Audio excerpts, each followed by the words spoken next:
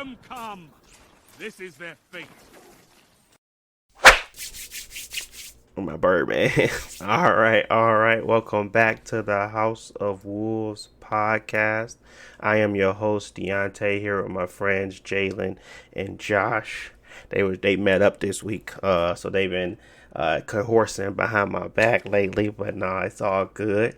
They had some fun times, right? So tell them how y'all been, what y'all been doing, what y'all been up to in the great state of New York. And go ahead, Jalen. Don't all speak at once. Did I expose you? Was you trying to stay low? Was you trying to make sure everybody thought you was in Chicago or something? Yeah, man. I was trying to make sure. Oh man, that's my bad, man. I'm making your moves. No, man. Moving like a drug dealer. You got two phones. My bad, G. You're right. Yeah, exposing me, man. You with the ops or not? They hit me. My family hit me. It was like, what you doing in New Jersey? I'm like, huh? How y'all figure that out? I'm like, man, I went 2 weeks ago, man. You called me red-headed. You done figured me out. Yeah, that ain't me. Nah, but it's cool. I mean, like I had, came to see you for the baby shower, and then a week later turn around and New York with Josh, trying to make sure my boy's good. Talking to Josh a little bit about how I'm not getting an Xbox. You know how that goes. Oh my god. Nah, but yeah, everything cool, man. Just like I said, school. Had a good time in New York. Had a good time seeing y'all in Detroit. A little bit of traveling and stuff like that. Kind of get out Chicago a little bit. But I mean, yeah, it's cool. I mean, Josh, all he had to do is take a shot and I'd have had an Xbox by now. But I mean, that's neither here or there. Yeah, breaking up the monotony, that's always good. What about you, Josh? How you been, man? Busy. Yeah. I was supposed to get a bunch of homework done, but Jalen had us out all day long. So I'm trying to play catch up. But man, it's been good. Me and Yuri don't get to go out much because, working and school. You want to come home and not do nothing. Yeah. No, I know that feeling. Shoot, tired. Just want to chill, relax, and get ready for the next day. But yeah, it's nice to get out and do something every now and again. But yeah, I mean, it's the same old for me. I ain't do nothing. Yeah, it's just been chilling, having a good old time, doing nothing. I think baby shower. Yeah, the baby shower. I had the baby shower, which was that was rough because we went all the way back to Detroit, and just trying to set it all up in an hour was just ridiculous. It was kind of like you just moving around like chicken with your head cut off or something like that, man. You on a spiral. I was just spiraling up in there. I was like, man, I'm trying to get these done. I'm trying to get this little thing set up. I ain't never been to a baby shower. My first baby shower was my baby shower, which is hilarious. But yeah, it was interesting. Everything came together. It was nice at the end. But yeah, that was a pretty big moment, I suppose. Yeah, it was a pretty big moment. But yeah. Baby's on the way, man. Baby's on the way. 2 boys. Oh wow. Yeah. It's interesting. It's interesting times here. Interesting times. But yeah. I thought you was gonna have 2 girls, man. Nah, man. No. My dad kept telling me the same thing over and over. We Smiths, we got boys. Boys first, girls come second. Keep the what do they call it? The legacy going. Keep the name strong or whatever. So I wasn't even thinking about that, to be honest. I was like, I just don't care what they are as long as they healthy. You know what I'm saying? I was like, but then when he brought it up, I was like, I didn't even think about that. That's not. I don't know. I never thought of it like that, but it's true. We have a lot of boys. It's a lot of boys and a lot of That's usually the first to come. But yeah, let's talk about some games, man. Let's talk about some games. Let's talk about some Apex, some Destiny, some Sony PlayStation event. I think the last time we talked, we actually were speculating, and then we finally got what they actually was gonna show. And it was kind of boring in the first half, but after a while it got there. So we're gonna talk about that, and we're gonna also just talk about some of the weird stuff happening around game storage and how much it's costly and all that stuff too, because it's becoming way more expensive than the games itself. But we got a lot to talk about, so we might as well just go ahead and get started here. So the first thing I wanted to talk about was Apex Legends. I know we just had a recent update with the heirloom for my girl Rampart. She had a small little map update. We got some events that's occurring on the arenas front, and then we had her get a pretty big buff. And yeah, it was some small tweaks, but nothing really major that really caused a lot of differences. I know Octane they've been nerfing him like crazy. But there was no like super huge thing that at least that I can recall. I mean, do you guys remember anything being superly different? Only thing I think I know that's hugely different is that they broke all these servers and everybody keep getting kicked. So that's like a huge difference, but it's not a good difference. It's just that's what it is right now. It's super crashy. It's always crashing. It's always clicking you to the lobby, and it ain't a fun time to play Apex right now. I can tell you that. But overall, how we feeling about the update? Because I don't think we even played that much recently, have we? I think after like 2 days we kind of stopped. But have the stuff you guys did play? How are you feeling about it? I guess.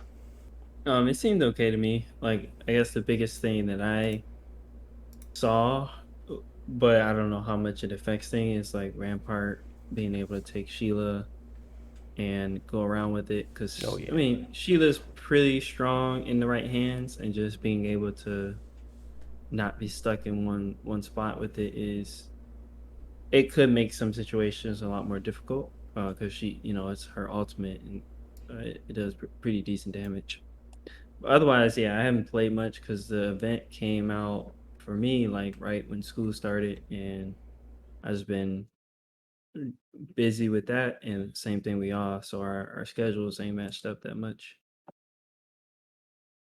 Agreed. It's been a lot of just trying to get some time, I guess, to kind of actually play the game. So I guess we haven't really played it that much since that actually came out. I know I've played a little bit of just, playing with Rampart, cosmetic stuff, and, man, it's ridiculous. It's a racket. We get it already. It's too expensive pixels, but, yeah. I guess outside of that, Jalen, I think some of the key things, the key elements that you really pay attention to, they kind of stayed the same outside of the crashes. What's your experience been in the last few weeks of them crashes, Jinx? I know you get it the most. Man, Eric Cole Will try to rejoin. Eric Cole Leaf timed out. Same thing, man. I feel like they've been popping up just a little bit more like frequently. And then, just, I don't know how I look on you guys' end, because I know my internet isn't like the greatest or whatever, but when you try to join a game, sometimes it skip the character selection thing for me. Luckily, I only play a Lifeline, so I don't need to choose a character. But yeah, sometimes it just like skip that for me and just show like the map that we'd be on, and then next thing you know, we just on like the drop ships and stuff like that. So that's been occurring a little bit more frequently. Like I said, the timing out Eric Code will, then the next Eric Code that pop up is Leaf when it tries to reconnect me to the game. That, and I ain't gonna say it's been a little bit more laggy because I haven't noticed that. But other than that, that's the biggest thing that I've been noticing, or like, connectivity issues, or, just the consistency of the game. gameplay wise, I haven't really noticed anything. Like Josh mentioned, Sheila been deployed and detached from her like turret or whatever, so she can carry it around. I don't know how it affects her mobility or anything like that, or if she goes in the third person because I don't play a Rampart. Deontay could probably attest for that a little bit. And then I seen that when Bloodhound uses his like radar thingy, it actually shows him instead of you kind of, getting acclimated with the game. You'll see like if it say like radar detected or something like that, the Bloodhound, if it say sonar detected and it's green or something, you'll know that it's like crypto or something like that. But yeah, I mean that's really about it that I like for real notice. Yeah. And the alternator's still not in the game.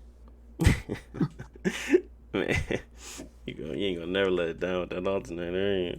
Man, I just seen the video on my Apex. I'm like, man, I was using the alternator and I had killed like 3 people, bro. I'm like, why save this clip? So I was going through it trying to make space on my stuff. It's only gigabyte, but I'm just like, let me see what this is before I delete it. I'm like, man, I killed 3 people, man. I'm like, man, and I had gold backpacks. I was like, I'm working.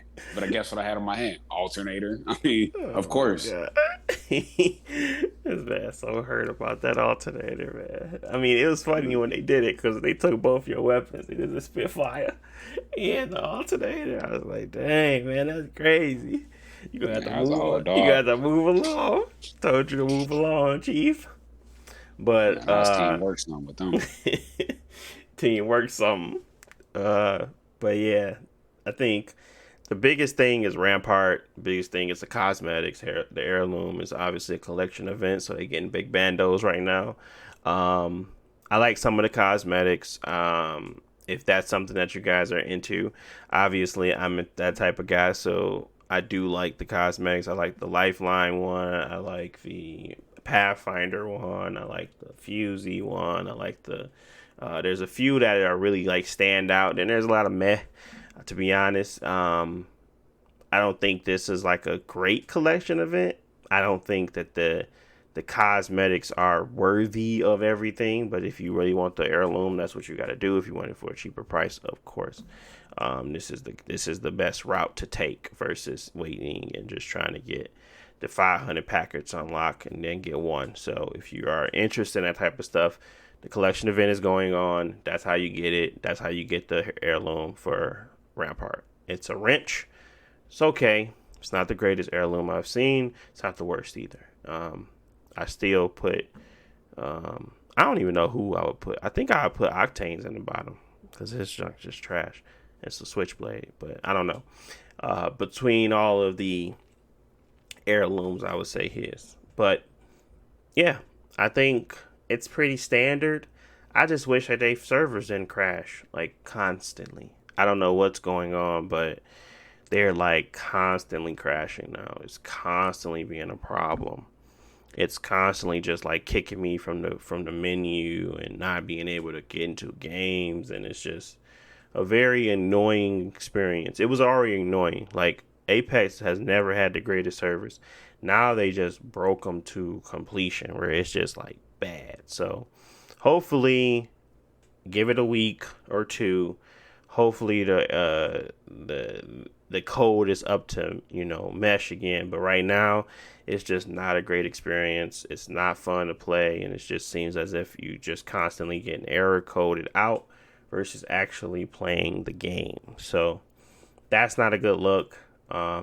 Arenas works a little bit better. To be honest, you don't get that many error codes when you're in arenas, but that's because the servers are probably not filled. So I'm not sure if they allocated more to the arenas because they thought that mode was going to be popular or what.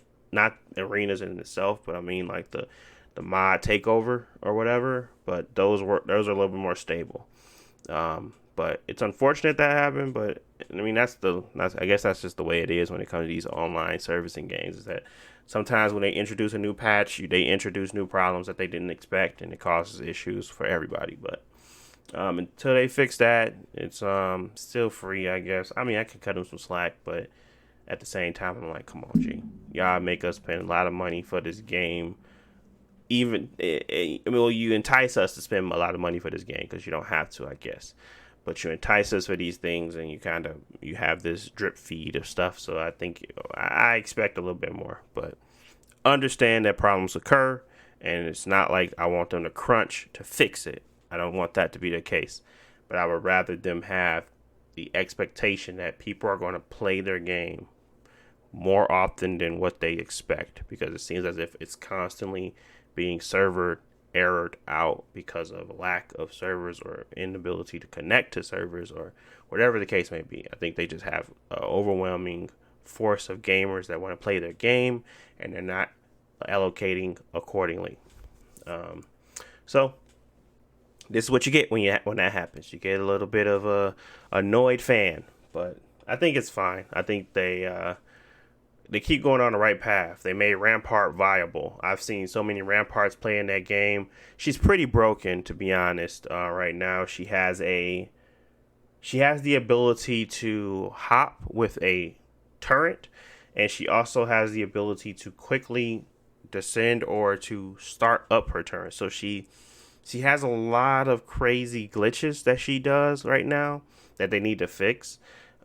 She has the ability to continuously make a speedy aim down sights and actually start shooting. So it's not as if it's doing the correct animations at times, so you feel like you're getting gunned down a lot.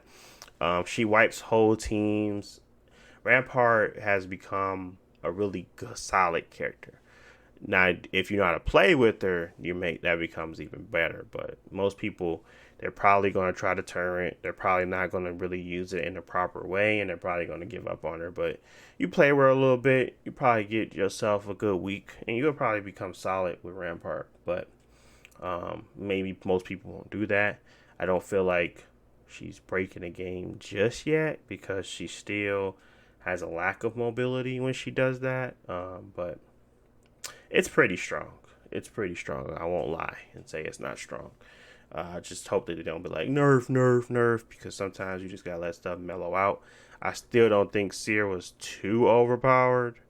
He just seems like he's trash now. Seer used to be really good. I think they kind of went too far, and that's what I don't like. But we'll see. We'll see where the balance and where everything lays out. But yeah, that's pretty much all I had on Apex. Outside of, to save your money. But what y'all got? Y'all got anything left for the Apex topic? Anything y'all want to mention? Anything y'all seeing? Anything y'all interested in seeing? Man, I'm interested in seeing the alternator come back. That's all. Well, yeah, obviously we know that, but I'm saying, like, anything else popping off up in there? They need to get rid of those 2 trash maps, keep Olympus, and give us a new map. Are you serious right now? Are we really going to debate these maps again? The maps. You said what I wanted to see. I told you what I wanted to see. God, bring back the alternator and put on Olympus on for like 3 hours and put. Well, I didn't think y'all was going to bring up bad ideas. Understand the alternator needs to be back in the game. Yes, it's a good weapon. But come on, man. Y'all saying get rid of trash maps and y'all like Olympus. And I'm telling y'all, the Olympus is not the best map. You said not the best maps. Olympus is not the best map. It's the easiest map, particularly for staying alive when you drop after. But it's not like the best map to get a lot of kills. It's not the best map for... The best thing about it is it's not trash. You can't say that about the other 2. Yes, I can. I can say that about both the other 2. Way. They on World's Edge, stuff is just, you got to go to certain areas to get good guns, and other than that, you're going to spend time running around rocks and sliding off rocks that you can't climb. Yeah. I mean, oh, you can go ahead. I was just going to say that as far as what I'm like looking forward to, I feel like we're just going to play this season. I don't think it's really going to change at all. But only thing really I look forward to is new characters and new maps. So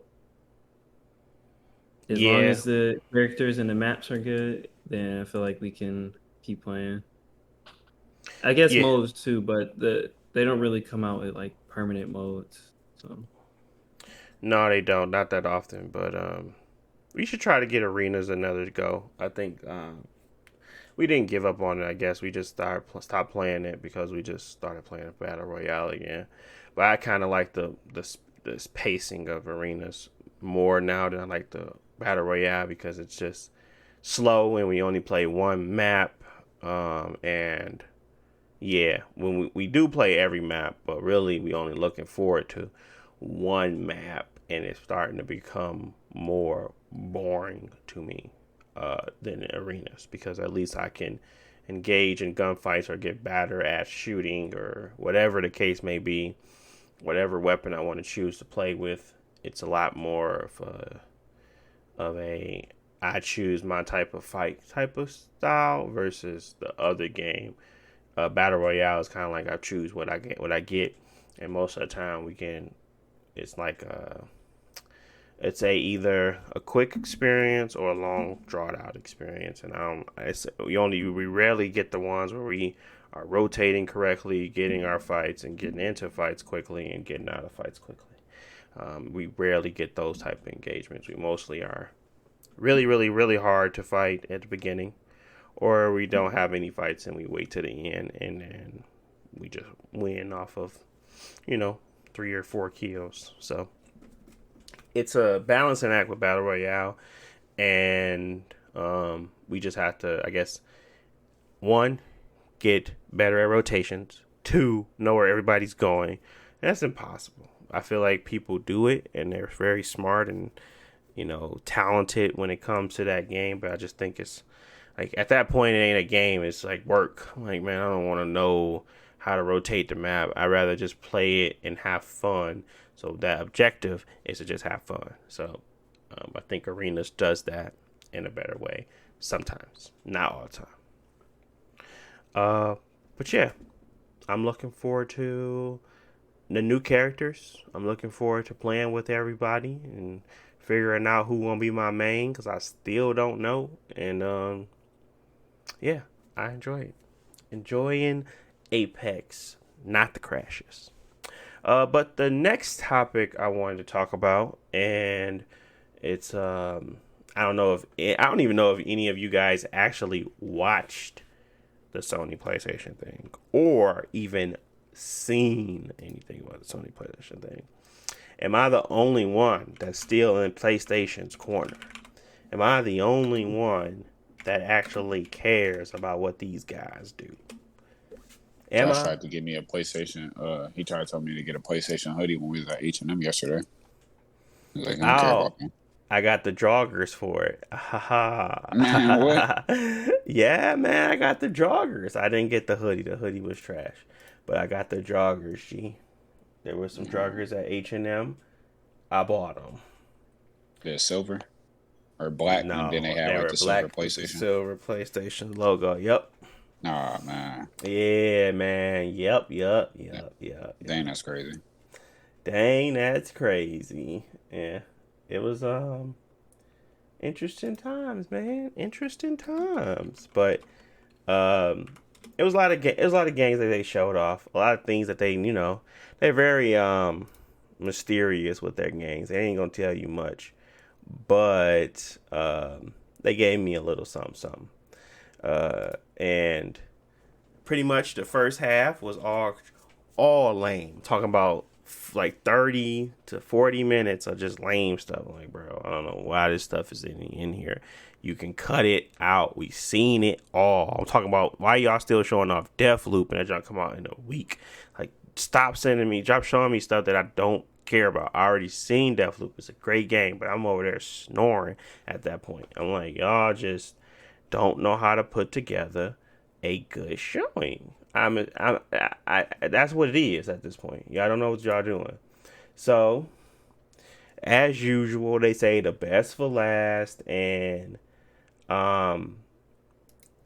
it was alright, man. I ain't gonna hold you. I still was a little disappointed. I really enjoyed Wolverine, and I felt like Insomniac did their thing. First, let me just break it down, like from game to game, because right now I can't find a freaking thing that kind of shows everything that kind of occurred, because it seems like everybody just doesn't know how to just put together a simple list. So first off, they showed they showed Grand Theft Auto again. I have no idea why that stupid game is still being shown off, and it was a PS3 game. It was a PS3 and Xbox 360 game. Come on, bro. Like, stop showing that trash game off. Nobody cares anymore. Nobody cares it loads fast. Nobody wants to play that game again. We had plenty of time to play that game. A whole generation has passed since that game came out, and y'all still trying to throw it down our throats. Stop showing that stupid game off. They were showing off, unfortunately, things like Rainbow Six Extraction. I'm not hating on Rainbow Six, but I'm just like, I could care less about Rainbow Six. I started paying attention around Tiny Tina's Wonderlands, because I'm a Borderlands fan. So I enjoyed that. If y'all don't know what that is a game that's coming out that is all about roguelike, or not roguelike, sorry, RPG games. It's like, it's an RPG. It's like Skyrim-esque kind of game, but not really. She's making a play on it, or whatever, and it's basically, the people that made Borderlands saw nothing but a big joke. I don't understand why guns are still in this game. I think they're unique enough to not have to have guns in the game, but they put guns in the game, so I'm just like, I'm not playing Borderlands again. I wanted to play something different. This has now fallen into the category of Borderlands with magic. So what's the point, to be honest? So I'm not going to probably play that, but I was interested. What? I was You're interested. not gonna play Borderlands? I'm not playing Borderlands again, bro. I wanted to play something different. I thought that's what this Tiny Tina's Wonderlands was going to be. Wrong again. They showed off this one game. It was called Project Eve, and they just kept on zooming in on this girl's butt cheeks, and I was just kind of like, bro, why is this game? I don't understand this game. It was basically one of those games that was like a Bayonetta ripoff, but I was like, Chinese Bayonetta. But I was like, the whole point of us liking Bayonetta is because of Bayonetta. It was like the individual, the character stuff that she actually said or did. This girl was just not talking about nothing, just running around in this world. I just felt like it wasn't a good way to showcase the person. As like, if you want to get somebody invested in like a character or whatever, whoever the case may be, I think it was just a bad way of doing it. The gameplay seemed like it was ripping off Bayonetta, and it wasn't standing out in a unique way enough to make me feel like I wanted to play it. So, another pass. Star Wars Knight of the Old Republic. There's a trailer. What you think about that, Josh? Did it make you happy? I mean, it's cool. Again, the thing is, actually, I don't even know if it's being remade by BioWare. It might be like a different company, but that's a good Star Wars game, and it needs to be remade, because that was like a original Xbox, like PC era game that hasn't, is really old now. So anything they do to it, as long as they keep the story intact, is pretty much going to be an improvement.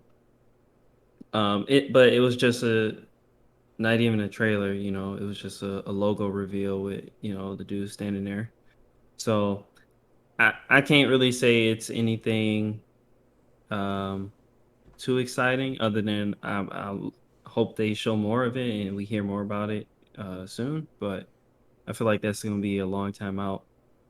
And I don't know what the exclusivity situation is, because it's not owned by Sony, but they probably got some sort of exclusivity since they're showing it.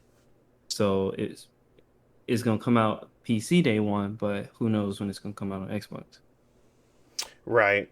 I mean, That's fine. I don't even care. I rather, like I said, I got both systems. I don't mind them having exclusive stuff. I don't want them to be vague about it. I don't want them to be like, you have to go look it up to figure out if it's going to be exclusive or not. They don't tell you. So I don't know if they're trying to trick the system and trying to make you feel like that, because that's when I start to doubt anything they say. Obviously, I don't trust any of their dates anymore, any of their timelines of when games come out. I don't trust anything PlayStation says, because that's a lie. Most of the time, that stuff doesn't come out when it's supposed to. So I don't think Spider-Man coming out in 2023. No, I don't think Wolverine coming out until 2026. No, I don't think any of these games are really going to see a light of day for a very long time. So I'm getting hyped for stuff for what? I don't care enough to feel like, I don't feel like they, I don't think they care enough about what they're going to do right now. So I don't think, why should I care about this thing? I guess that was my whole thing about the whole thing. It just felt like a band-aid over something that really isn't necessary, because no matter what, people are going to buy PlayStations. And if you're not really ready to show your games, there's really no point of this. I just felt like it was a waste. It was a waste of time, because you didn't really get big updates on any of the other games outside of God of War. Everything else was like a trailer, CGI trailer, or like an in-game cutscene, where it wasn't really like anything to reflect or to show that that this game is going to be done soon. Or, and even in the dates, they were like, they didn't even do dates really on most of the stuff. So it just felt off. It just felt like, I know y'all faking it because y'all feel pressure. And that's fine, you feel pressure. I just wish I understand the time it takes to make great games. I don't know how Insomniac is doing what they're doing, but they're doing what they're doing. I know they have stuff down the line, Naughty Dog and all these companies that they have under their belt. They recently just put out great games, so I don't expect them to have stuff right now. I just wish that Sony would change the narrative on how they do business. Like, I know y'all ain't gonna have no games for a long time, a while at least. So don't pretend like these games is what's gonna keep me invested. What's really gonna keep me invested in going back to your system is you caring about your customers on said system. You don't seem to care. You kind of put a band-aid on it and pretend, but it's not really working anymore. Everybody see you for the fraud. So I don't get it sometimes. Now, they do things like that where they partner with companies and they make, those exclusivity stuff like Final Fantasy. Deathloop was another one, and people are raving about Deathloop. So I'm assuming that was a good move on their part. Obviously, it's another game that's now going to be under it's under the Bethesda and Microsoft ban, but right now it ain't. So another win for them. They're feeding games still. It's not like they didn't put out Ratchet and Clank. It's not like they didn't put out Miles Morales. It's not like they didn't just put out Returnal and stuff like that. It's games that they have on there. I just feel like the systematic things, and that's where we're going to talk about the storage and everything too. Some of the systematic stuff that they have in place, it just seems outdated at this point. But moving along with the PlayStation event, there's another thing called Forspoken. I have no idea what they were thinking with this game. The cutscenes were terrible. The voice sync lip stuff was terrible. I was like, what am I watching? This looks worse than Tomb Raider 1. And I was just kind of like, I don't understand what they were trying to showcase in this situation. Forspoken seems like a bad idea they couldn't quit on. That's what it looked. That's what I thought. It was kind of like, yeah, that's a good. Yeah, it was like sound like a bad idea they couldn't stop. Kind of like Scalebound. Just cancel it. Nobody cares. or it. So what I'm worried about this game is that it's Final Fantasy 15 Part 2 in the sense that it's made by the same team that did Final Hmm. Fantasy 15 that actually finished it. And the worst part is they're using the Final Fantasy 15 engine. Like Square Enix switched all their games away from that engine because it was, I mean, it looks nice, but it was pretty much garbage for making games in a decent amount of time. Hmm. So Kingdom Hearts 3 and Final Fantasy started over from scratch. Oh, Final Fantasy 7 to jump over to Unreal. And so now they're trying to get something else out of this engine. And so I I don't know. I feel like the game, like some of this stuff look cool. Like I like the speed of it, like running and jumping and stuff. It reminds me of like Gravity Rush in the sense where if it has that sort of freedom, it might be fun. But I Hmm. feel like everything else around it, like the story, and if this is like open world and the quests, I feel like all of that stuff is not gonna really be interesting because they're spending so much time just trying to build this world and get this engine to actually Look, function. function and look as good as they can, I guess. I just felt like they were worried too much about graphics, where the story and everything else about the game has been put on the back burner. It just seems like, what? Every time she said something, I was like, what? What is this? It just felt so wrong. And I didn't understand why. And then I kept looking at it. I kept thinking about it. And I was like, this is a game using assets that don't make sense to the game. It's like they just was throwing stuff to the wall and said, well, we have this voice actor stuff here, so why not just make a character model of her and kind of put her into this world? And then they started, it's like, okay, we got this engine here that we haven't really used in a while, and we have some assets that might seem cool to kind of bend and mold with. You know, it reminds me of Godfall. And but I mean, obviously, there's a different like in style of gameplay. It's like mechanically, it may be fine, but everything else around it is just trash. So that's kind of what it reminds me of. It's them trying to throw stuff at the wall to kind of make their stuff seem as if it's more magical. I like the fact that they showed some cutscenes with other characters outside of the main character. The main character seemed off putting while everyone else around her seemed in place. So I don't know. I just feel like maybe I'm just giving it a harsher time than what it is. Maybe it's actually a good game and I'm doing the most. But what I feel like right now from what I saw, it didn't wow me, nor did it make sense to have. And I know it's not releasing in spring of 2022, so that's a lie. I feel like I feel like it's just another one of those games that's when it's going to come out is going to disappoint, but because of the amount of time or I don't know whatever the case may be, I feel like it'll get a pass. It'll probably be like a Days Gone. So we'll see. We'll see. Um, Alan Wake. I love Alan Wake, so it's being remastered for both the PlayStation 5 and the Xbox Series X. It's great. I loved Alan Wake. It was one of my favorite games. So I was happy to see that, but I already played it, so I don't know if I want to play it again. It's a story-driven game, so I was kind of like, only reason I play it is if I go back, play that, then go play the control stuff. But because I don't It's remember gonna include the everything. DLC for Alan Wake, though, right? It's including all the DLC for Alan Wake, yes. Yeah, so Yeah, that's good, and it's gonna be like a pretty strong improvement to like how it looks and stuff. But yeah, I mean, I guess. But yeah, it'll be nice. I played yeah, Alan Wake a couple months ago. Yeah, like the old one doesn't look too bad, but it's nice yeah, that they're redoing it and including everything, especially if they're gonna continue Alan Wake or make more games connected to it.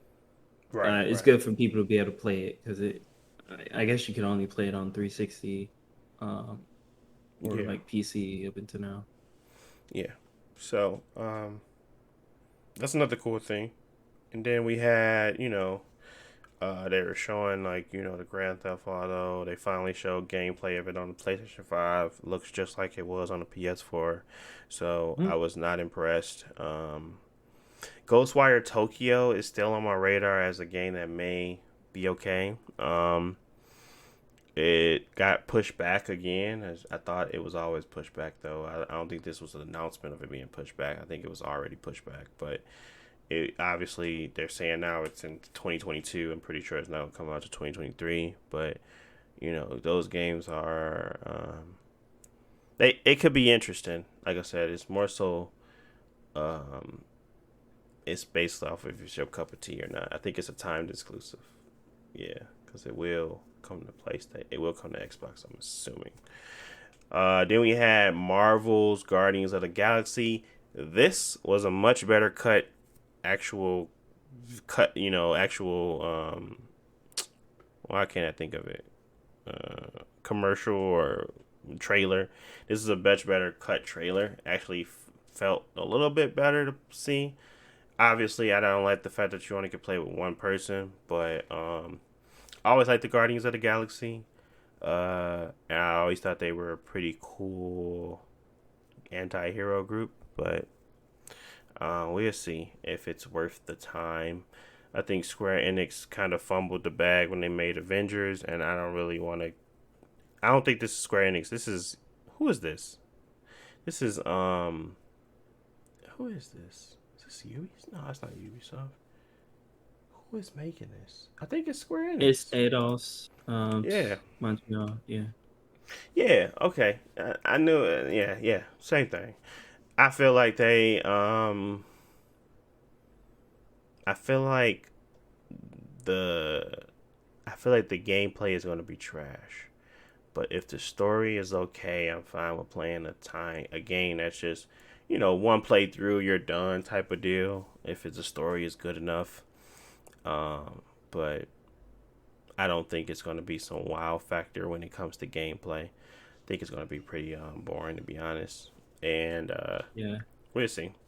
But it was a much better cut trailer. More so, what I mean by that, I mean they showed more characters. It showed more actual banter. It gave the storyline a little bit more meaning, what they're going to be doing, and it talked about kind of introduced a lot more things that you would expect, I guess, or if you know more about Guardians of the Galaxy than you would see and be like, oh, okay.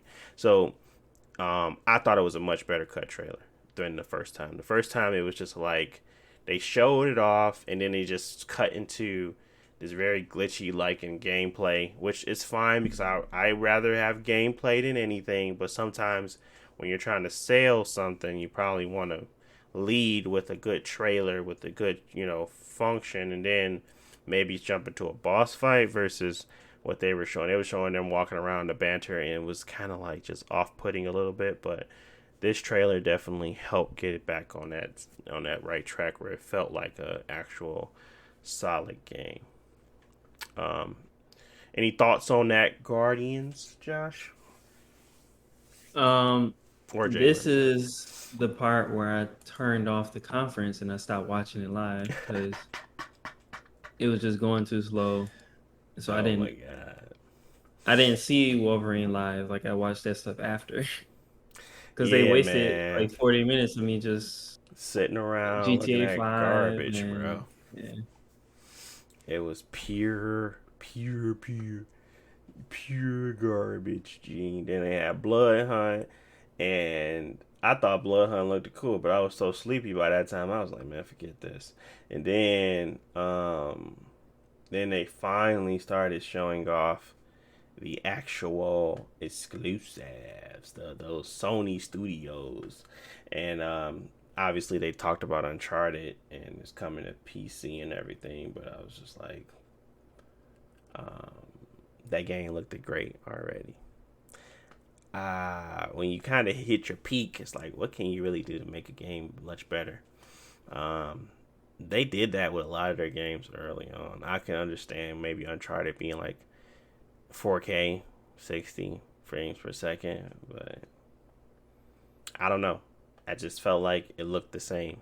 And I watched You it mean like on Last of Us 4K. remastered? Yeah, yeah. It's like The Last of Us remastered. It was 60 FPS, but it still looked fundamentally the same as the first one. So it wasn't like it was such a huge leap that you just had to play it on the new consoles.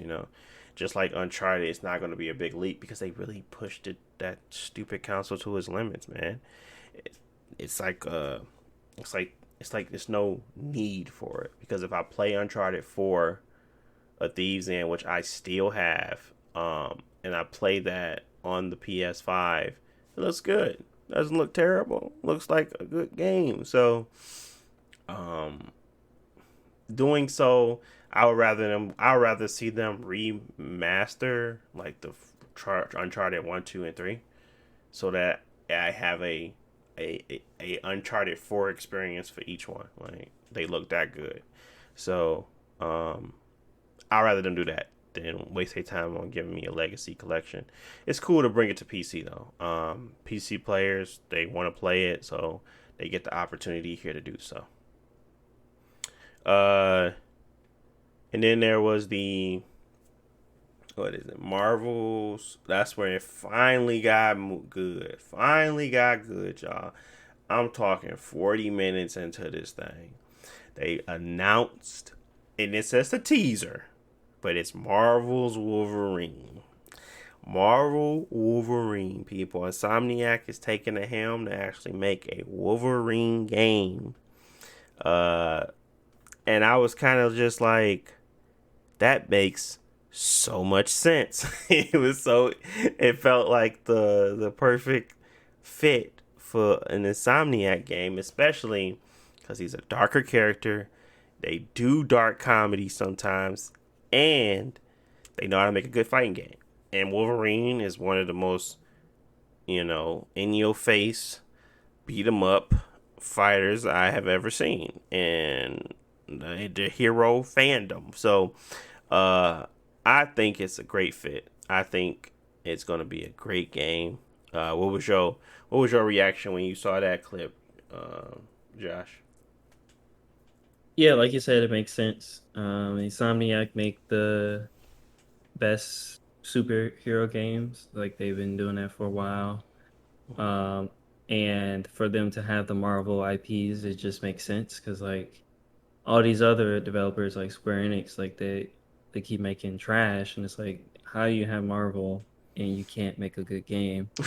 Whereas Insomniac, they like, give us anybody, but at least they get in the good characters. Of course, I have my things I'm worried about. Like, um, I know it's gonna be like a big game, but I'm hoping that it's just not like an open world game. Hoping they can like focus, The on maybe a story. smaller experience. Yeah, Yeah. because I just picturing like I don't really want to be climbing buildings with Wolverine, but Nah, I don't want to be traveling the world, open world with Wolverine. I want like a gritty story told, and like you going through that section by section, and it's a single player game. I want like an Uncharted feel where it's like, you go to set pieces, you do certain things, but you're not the atmosphere, the characters, and the stuff you're doing is really the most important focus versus going around and collecting stuff with Wolverine. I'm not trying to go.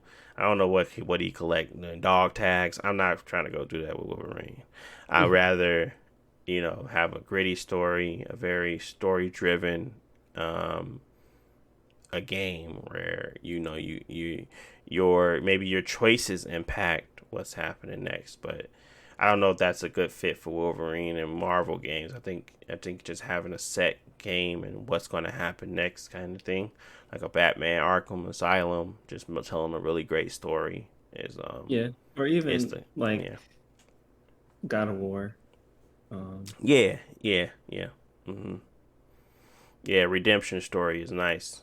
Seemed like he was more of a older Wolverine in the trailer teaser. It seemed like he was a little bit more gritty. He wasn't taking no crap. Obviously, he was just finishing up a bar fight, getting his little drink on, and then here come another one. So it seemed like the right fit and the right setting to really. It got me excited. I ain't gonna hold you. That was probably one of the best parts of the show. But it was just an announcement. No dates. No nothing. It wasn't even no gameplay. It was straight up just a trailer teaser, and yeah, that dunk definitely woke me up. I was woke after that. Everything before that, I was sleeping. I ain't gonna hold you. It was sleepy time. I yawned a few times while I was streaming, but after that, it was definitely wake up time. Then they showed Gran Turismo. I was too hyped on Wolverine to even care about anything they showed on that. So it was still just like, okay, I'd rather play Forza. But it was it's Gran Turismo. It was one of my first driving simulator games.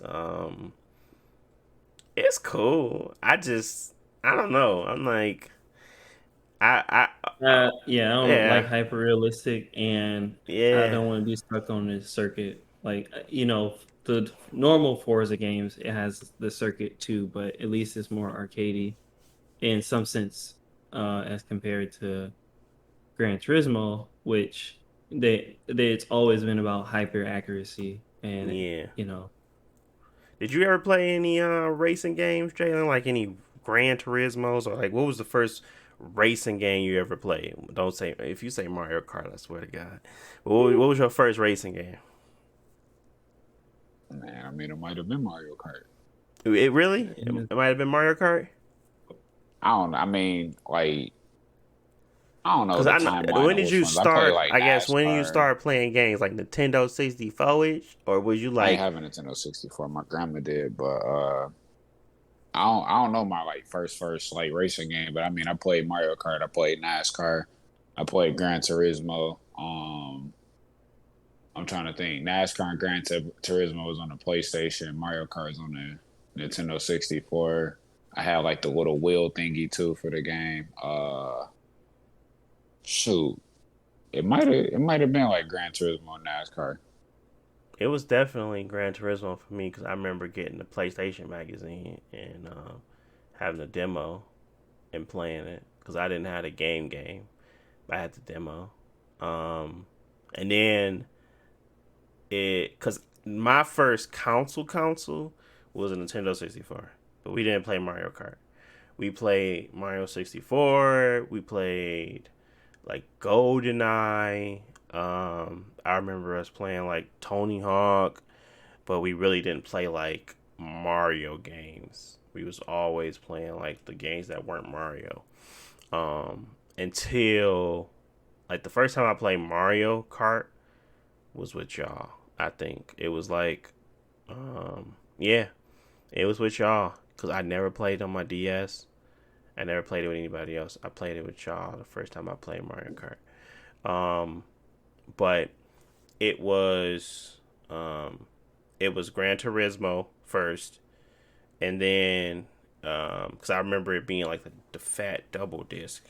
And then I don't know which year it was though. I don't know if it was like Gran Turismo 3 or I don't remember.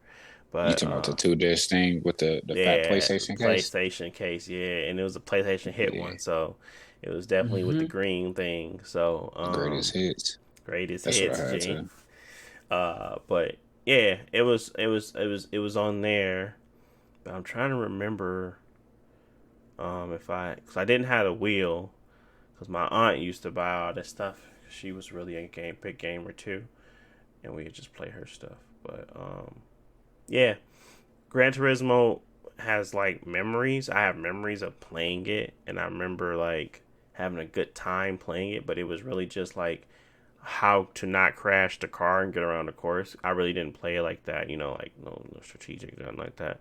Gran Turismo has always been like a real that real driving simulator or whatever. I never really cared for those games. I always liked the arcade games like Burnout Revenge, stuff like that. So Need for Speed, Most Wanted, Need for Speed Carbon. That's when I really took off on the games for the racing games. It was like Need for Speed series, but yeah, Gran Turismo just always fell a little bit off, honestly, and it just felt like they were playing catch up for way too long. And then I remember this one game coming out, and it had like all the cars, and it was so freaking like graphically better, and we were playing it on the 360, and that series just went away. I think it was called, man, I hate when I don't remember stuff. I don't know if it was called Driver or Real Driver or whatever, but it was like a game that had a bunch of different cars and like customization and all that junk. And it kind of felt like a better game to play, but it was it wasn't known as well as like Gran Turismo. At that time, I think Forza like was coming out. I don't remember when the first Forza came out. Doesn't matter. That's not the point of this podcast. The point of this right now is to say that Gran Turismo was very meh, and I didn't care for it. Ray tracing looked nice, but overall, Gran Turismo is not my favorite racing simulator. Nor is it even my racing real simulator. I prefer to play Forza Motorsport. And if it ain't Forza Motorsport, I really don't play at all. Like, honestly, the other ones that come out just aren't they're not better. So Forza Motorsport is where it's at, and most of the time I'm playing Horizon. If I'm not playing Horizon, I'm trying to give Need for Speed another chance because they have lost me at this point. But yeah, it was Gran Turismo straight.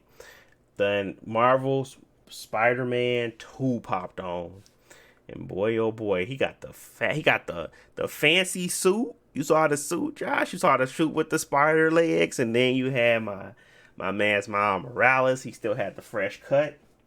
But yeah, I thought Venom is a good fit. I just, man, I just feel like, how do I feel about Spider-Man? I feel about Spider-Man how I feel about Batman after Arkham. What was it called? Arkham Origins. Origins. Yeah, I feel like it's the one right before it's gonna get really good. Spider-Man 2 is the middle road. It's like Arkham Origins. Like, yeah, they have some cool mechanics in there. Yeah, you get to play with both of them, but they ain't doing much new. I just feel like the story might be good, and I'm like, okay with that. You know what I'm saying? It's not like I'm looking for something to be innovative, but I would like it to be. But I think it's going to be more stuff about the story. Yeah, they're going to have a nice little suit. They're going to have a little more stuff you can do, but ain't much going to change about the gameplay, in my opinion. I think it's going to be very similar, and you kind of get into that effect of Uncharted, where you're just like, oh yeah, I'm playing the game because, I would rather them do like a new character entirely. Like, obviously Spider-Man is way too big to be dropped, but I'm saying, like, Wolverine come first before this Spider-Man 2. Give us more time to have a gap, but I feel like it's gonna be like a lot of reused assets. It's gonna be a lot. It's no way in the world that Insomniac is pumping out top tier games like this and not reusing assets, man. It's impossible. I don't see it happening. They're gonna have a lot of Miles Morales stuff, and it's gonna be like, y'all could have kept this. And y'all ain't going nowhere new. Y'all going straight to New York. Y'all going to the, it's Brooklyn. Like, what more can you do? You could put snow in there, but what more can you really do? That's why I say it's gonna be like that middle road. Go over to Jersey and call Oh it my a new god, game. yeah, they might do that. It might take you across the bridge. I don't know, but I just feel like it's not gonna be much new about it. which is fine because it's a great game in general. I just wasn't as excited as most for Spider-Man 2. I was like, okay, got a nice suit. Okay, playing with Miles Morales. But y'all could have did that in Spider-Man Miles Morales. Y'all didn't do it because I don't want y'all to be hiding Peter Parker in the Miles Morales combos for a game. You know what I'm saying? It's like, I don't know. I don't know. All I say is I am simmering the expectations. I am lowering the expectations because I think they do great work. I think they're gonna have a great game. I just don't think it's gonna be like going from Insomniacs or going from Sucker Punch's Infamous to Infamous Second Son. It's not gonna go from an Infamous 2 to an Infamous Second Son. It's not gonna be that drastic of a change. So yeah, I don't know. I just feel like it'll be that middle ground. I think the next one after this is really where you're going to see them shine. But I'm looking forward to playing them all. And if they wow me and they do a better job than I expect, that's great. I think they're going to focus heavy on the villain, though. The villain is going to really be a make or break. Venom, of course. He's going to be make or break for this game. So, we'll see. What do y'all think? What do you think about Spider-Man? I think Josh, I don't even know if they know your opinion on Spider-Man, but what's your take on this Spider-Man 2?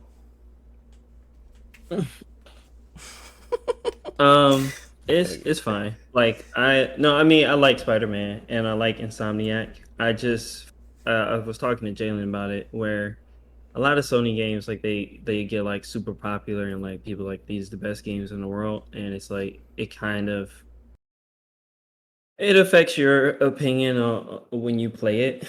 Like I like Spider-Man. I've played a bunch of Spider-Man games, like more than 10 Spider-Man games, because either I would get them or my brothers would get them. And so Spider-Man fighting Venom is not like new, but the game is high quality and I can see that. It's just I'm not really in a space where I feel like I need more Spider-Man right now. So I'm just gonna wait and then pick up all the games because I have the PS4 Spider-Man.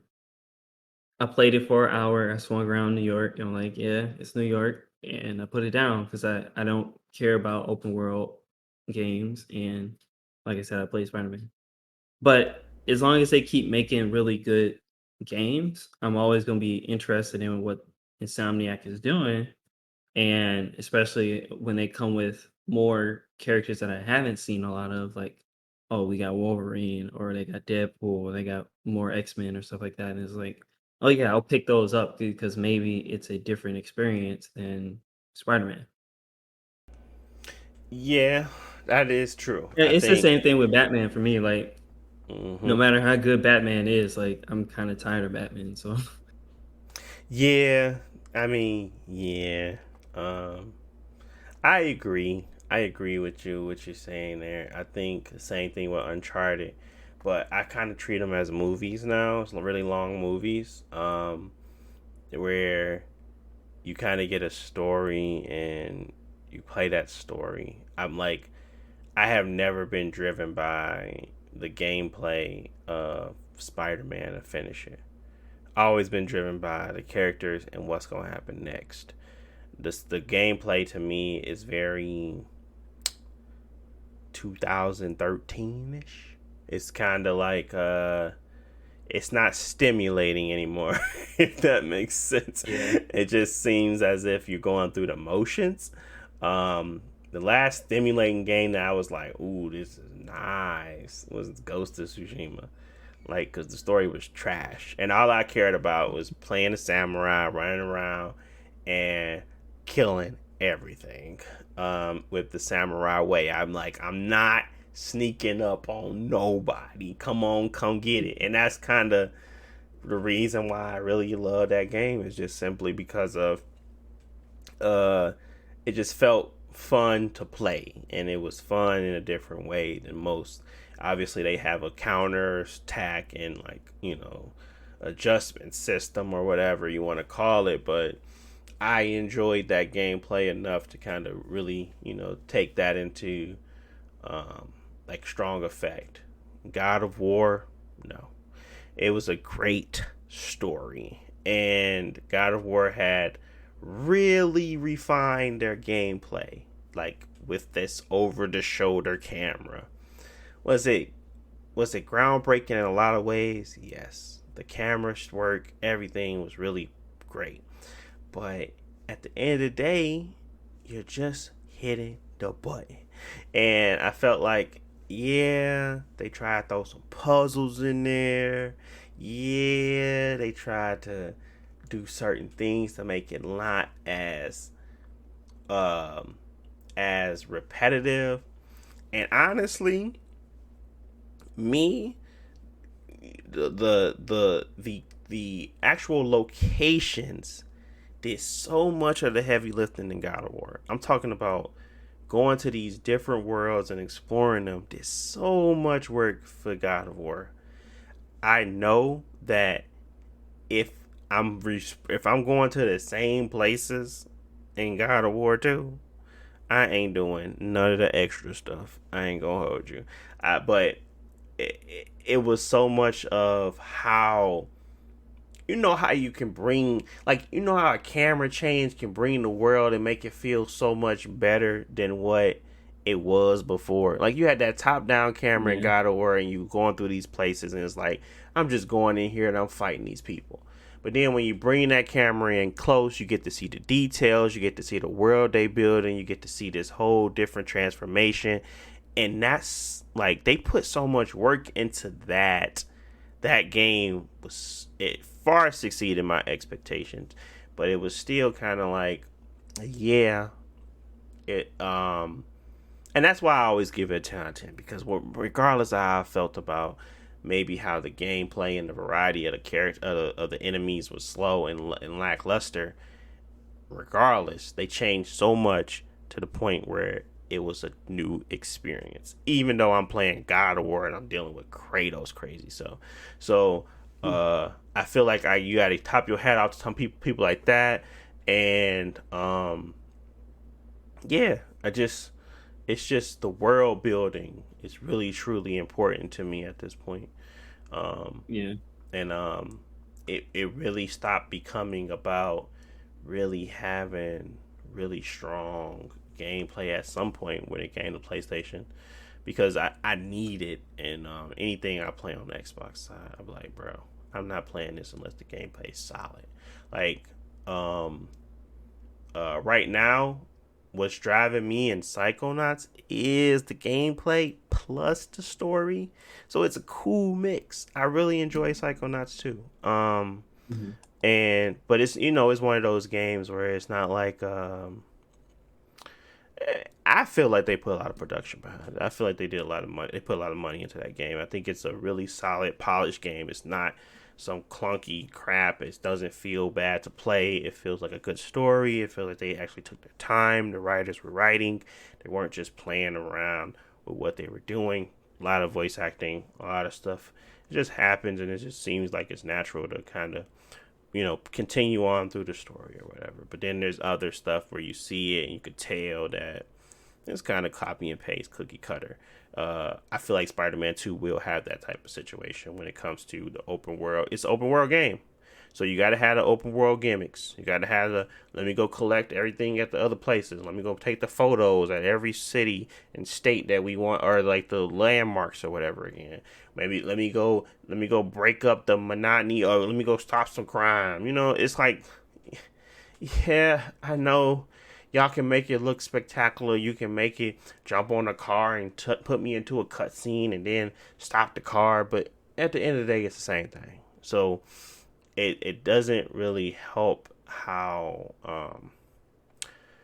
streamlined a Spider-Man has become when it comes to like the gameplay, type of gameplay that you get in it. But hopefully they can fix that. Hopefully that's something that they are understanding that's a challenge of, and they come with something better. But we will have to see. I played all of the Tomb Raider games, and really, um, that was solely because of the tombs. So it don't really take much to get people to stay focused and play your games. But you just have to be find that and really make it shine. So the last thing was God of War, of course, Ragnarok. Really looked great. Really looked fun. It looked interesting. It looked like the story has expanded. It looks like the characters are coming back. It looks like you're gonna get to learn a little more about his son Loki and stuff like that. So it looked good. Do I trust the date that's gonna come out? No. I don't think they put out. I don't think they put a date. If they did, I don't remember. But I don't trust the date. I don't really think that that's gonna come out on time. And I'm okay with that. It's fine. I have plenty of games to play at this point. I don't really need nothing from PlayStation right now. The only thing I'm looking forward to is Horizon, Forbidden West, Wolverine and stuff like that. But it's not like I need new games from them because I have plenty to play, and I guess that's a good problem to have. But overall, give me a rating. Let me go, Josh, and then I guess Jalen, you just give me your perspective of. Well, give me what you got. Let's say that. All right, what you got for me, Josh? What you think about this whole event? I mean, honestly, they came strong at the end, but I feel like it was like literally too late. So I can't give it a 10 or a 9 or anything like that. But I can't give it like lower than a 5 or something because they did have some good games at the end. So for me, it's like a 7. Like it's they came with the good stuff. It just too late. Like I literally turned turn the video off. Like I don't care. I'll look at this later because y'all wasted half the time showing stuff that literally nobody cares about. Yeah. Yep. That is exactly how I feel. Obviously, Jalen is preoccupied, though, so he won't be able to give us perspective on the Sony PlayStation event. See if we can get that man woke and back in the game here shortly. But the next thing we wanted to talk about was basically Destiny 2 and then that game storage. But really, Destiny 2 Trials is I was the only one that kind of played that. I don't know if you even seen the changes, Josh, but really the biggest things that occurred is that you can now single player. You can go in there single player and actually play the game, and then there's the whole. They feel like it's making it easier. So big change. First off, is that you don't need to win. You don't need to win. You just need to win rounds. So that's a pretty big improvement where you can still get potentially, items and weapons and gear from just winning rounds. You don't necessarily have to win the match. Then there is the whole solo queuing where you can actually go in without a whole full team and get matched with people and play the game. Play that mode at least. Both of those are really changed to like the dynamic of the game, to be honest.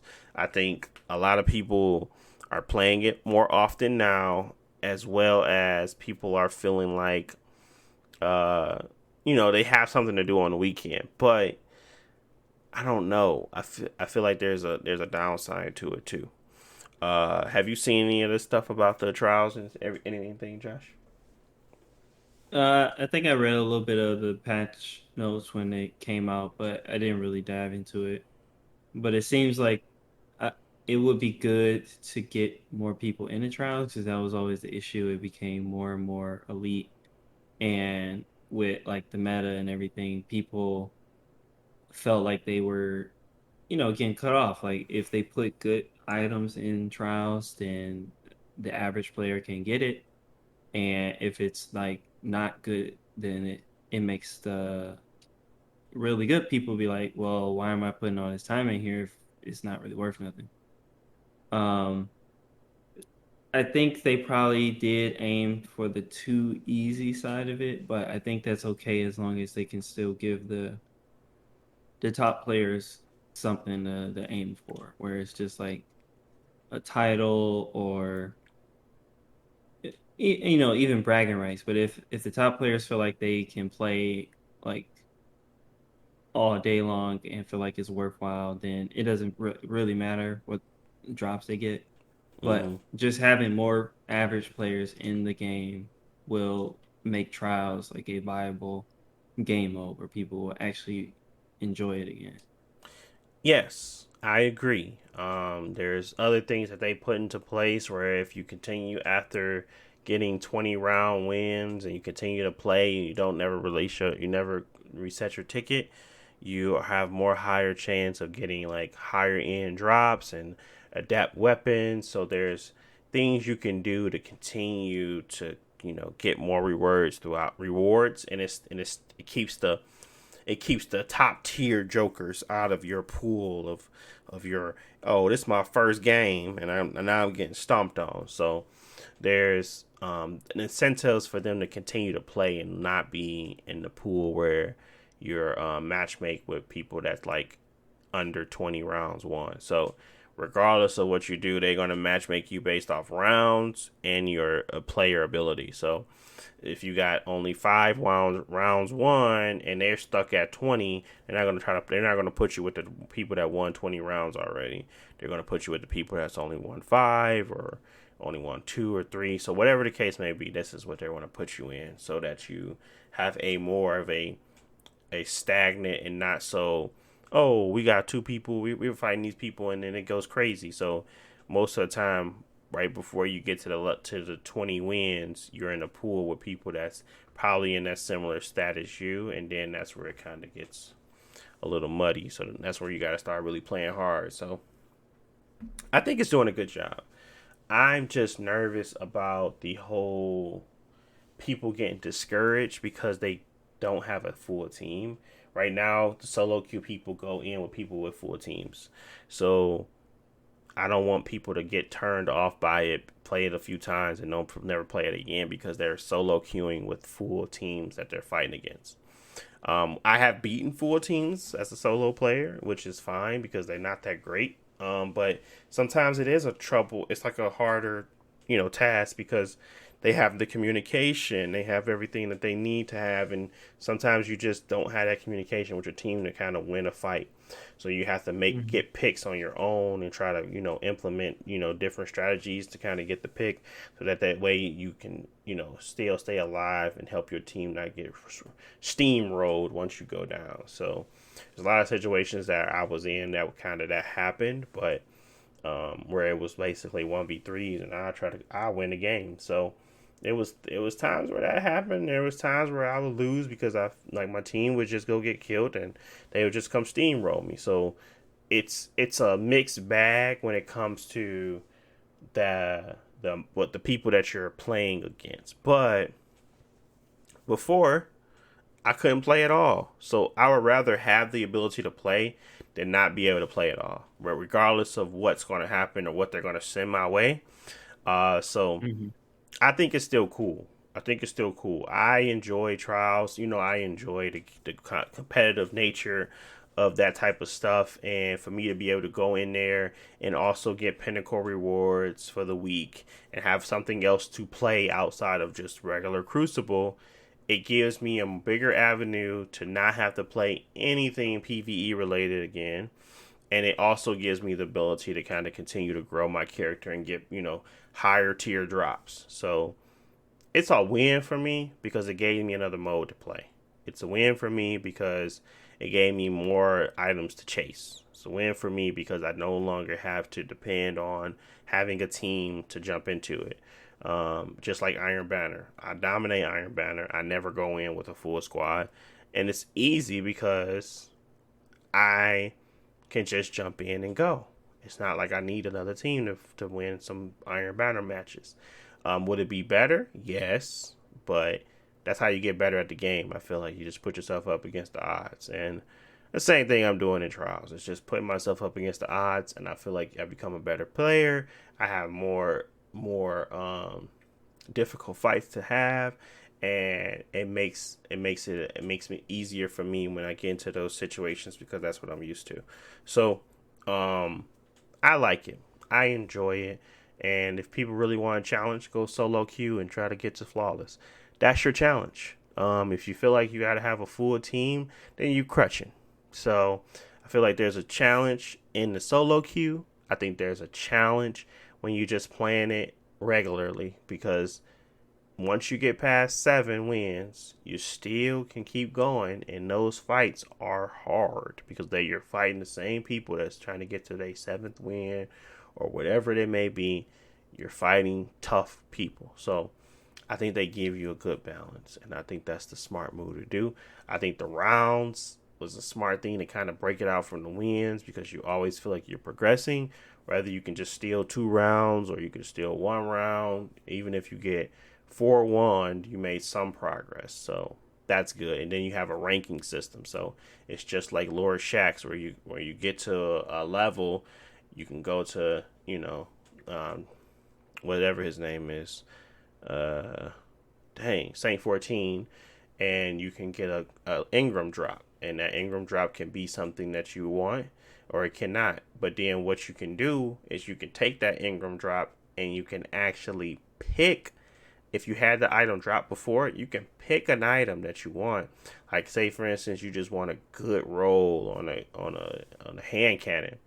You can keep getting trial Ingrams and then decrypt them for just hand cannons and try to get a good roll. So it gives you an option to also pick what you want versus just getting a bunch of boots or something, whatever the case may be. I remember when we used to get boots and we had boots, I used to be so irritated. I'm like, bro, I just need an arm. And they never would give you that. But this is a cool way to kind of bring that, that ability to choose back into the game too. Plus, they're going to add foraging next season with the Witch Queen. I think they're making a great strides to make the game fun to play and not a chore. As long as it's not a chore to play, I can play it. But right now, it still feels like a heavy chore until they start to bring in more fun and enjoyability. It still feels like a chore. Obviously, I play that chore in the way I want to play it, but until it kind of gets to that point, I think it's gonna be off on that for a little bit. But yeah, anything else about Destiny, Josh? Any hopes and thoughts? Just hoping they can make it feel less like a chore. Because, Trials was our mode just because we can hop on the weekend. Yeah. Spend most of the day. But it was easy to go in. We only got the 3 this time, reset. Oh, we got the 5, reset. We got the 7. Mm-hmm. But we can just keep doing it and keep having fun in that mode. And Destiny 2 has gone through so many things where we got to do bounties, and you already got the drop this week, so you can't get it again. Yeah. And it's just weird things that makes the fun of just jumping in, playing matches, difficult. So yeah, they just need to get to the point where can just hop in and have fun. Trials would probably be like a fun mode to go back to. Yeah, I think they need to just get to the point where it's okay to have one character in that stupid game. It's not there yet, It's kind of like, yeah, you can have one character, but you ain't maximizing your opportunities. I'm just like, Jesus Christ.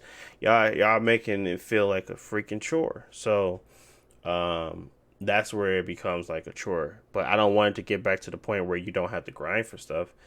I just don't want to get to the point where it's a constant, like right now it's a constant chore.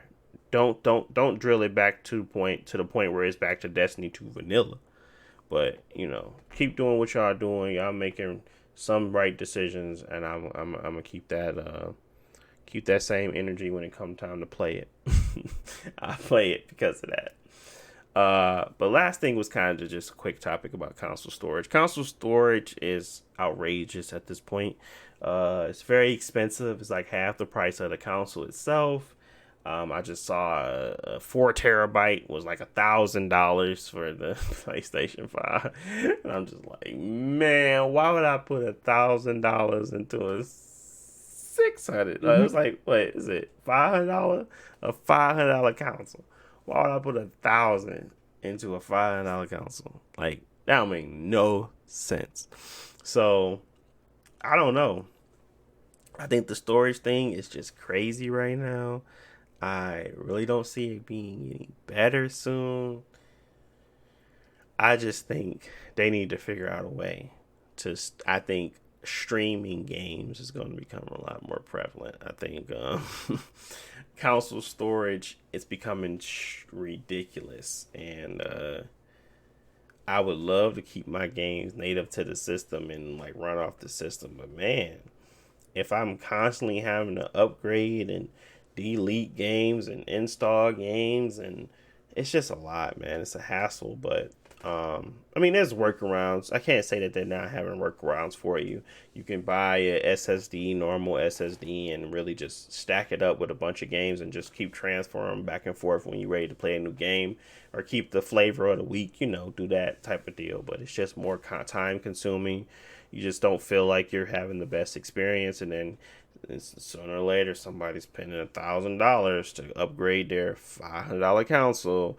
It makes 0 sense. So, what you think about console space, Josh? What's your like thoughts on the whole storage crisis? I would call it a crisis. That's what it is.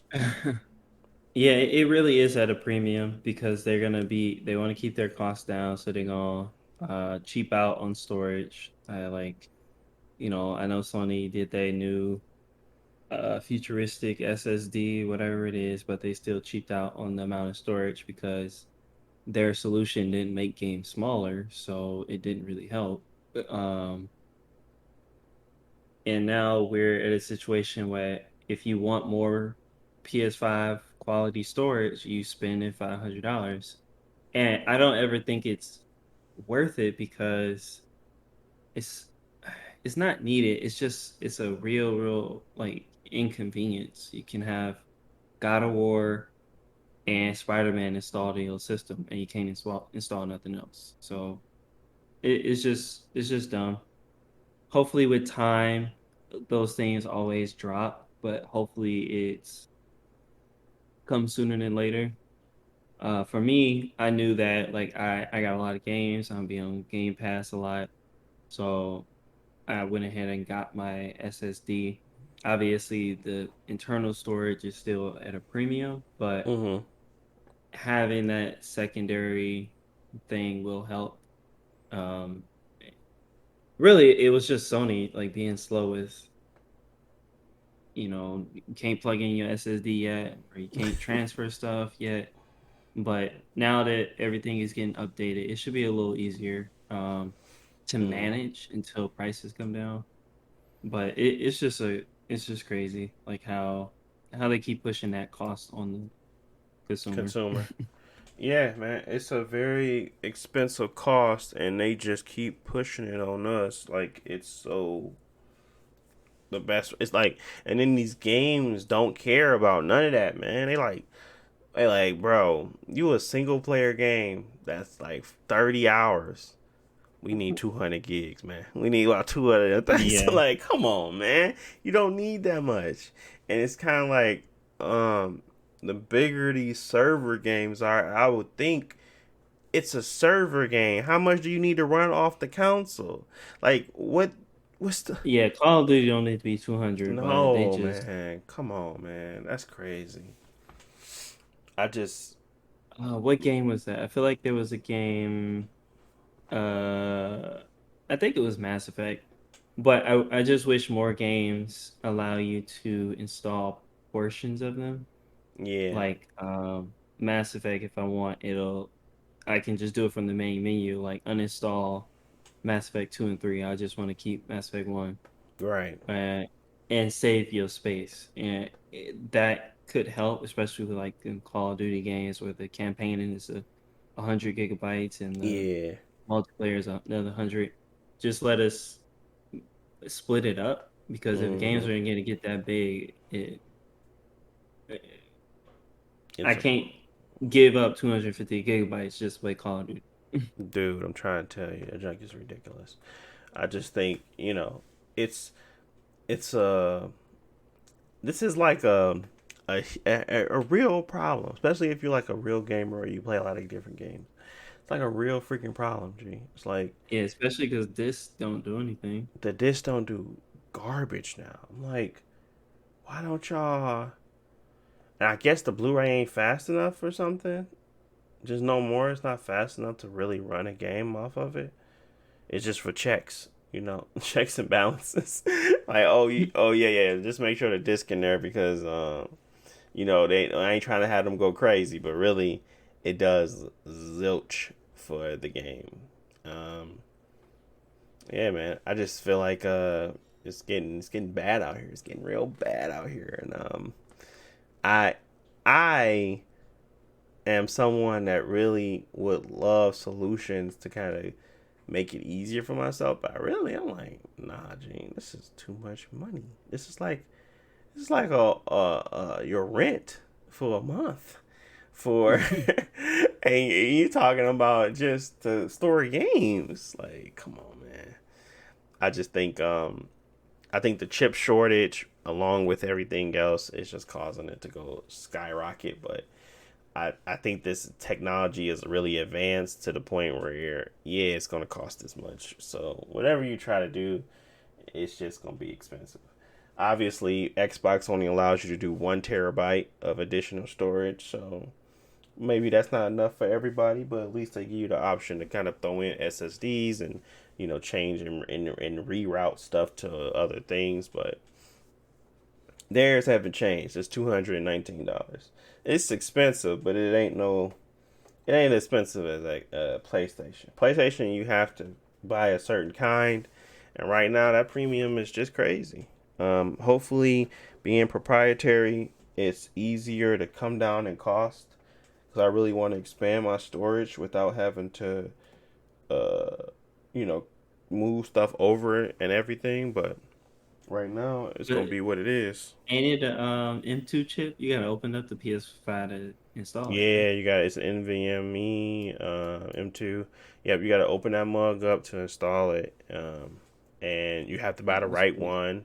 Got to have the right speeds because if you mess up and it's not compatible, you're not gonna be able to use it, and it's it's a lot for just to upgrade some memory. To be honest, I like that they did it in a way where it's like everybody can go buy one, but all these stuffs ain't coded and graded the same way. These stuff fail. This stuff is like, you know, it, it's like it's getting to that point where um it's starting to become super expensive. You might as well just buy a PC. A PC will give you a lot more functionality and things like that. And this console is just it's becoming a lot more expensive now. The cool thing about that is, like I said, it's not proprietary. It will have you the options to shop around. I just think because these are consoles and because of how these systems work and providing a solution for one specific things can sometimes cause pricing to drop versus everybody trying to consume the same product and you have competitors selling the same thing. The chip shortage doesn't help.